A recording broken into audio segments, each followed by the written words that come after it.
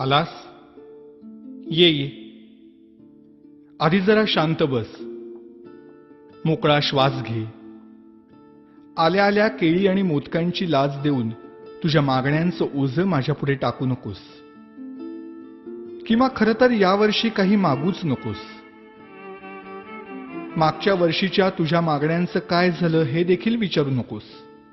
कारण कितीही मागण्या पूर्ण केल्या तरी तुमच्या अपेक्षा वाढतच जातात. आता यापेक्षा मोठं पोट नाही झेपायचं मला.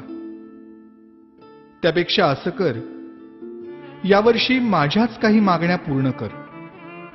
बघ जमतंय का? यावर्षी तरी निदान माझ्यासमोर दुसऱ्याचं वाईट चिंतू नकोस.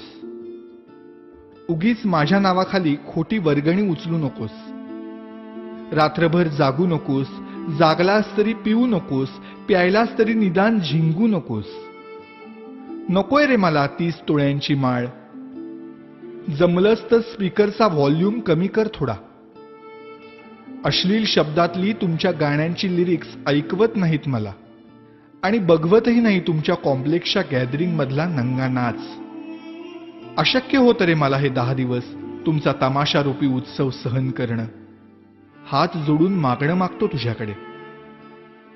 जागा हो. सुसंस्कृत हो. खोटेपणा सोड. स्वार्थ सोड. कधीतरी प्रामाणिक होऊन बघ. माणुसकीची नशा चढव. परोपकाराची झिंग चढव. 100% मेहनत कर. स्वतःला ईश्वरी अंश मानणाऱ्या लोकांपासून सावध राहा. त्यांच्या आधाराने जगण्याचा प्रयत्न करून स्वतःतला आत्मविश्वास हरवून बसण्यापेक्षा तुझ्यातलं देवत्व मनापासून जप.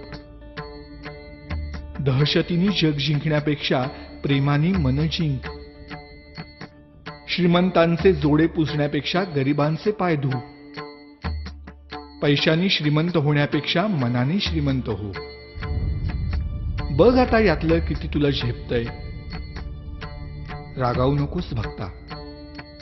आणि रित्या हाताने जाऊ नकोस. नेहमीच मागत राहण्यापेक्षा अखंड देत राहण्यातला आनंद तुला लवकर लाभो. हाच माझा आशीर्वाद.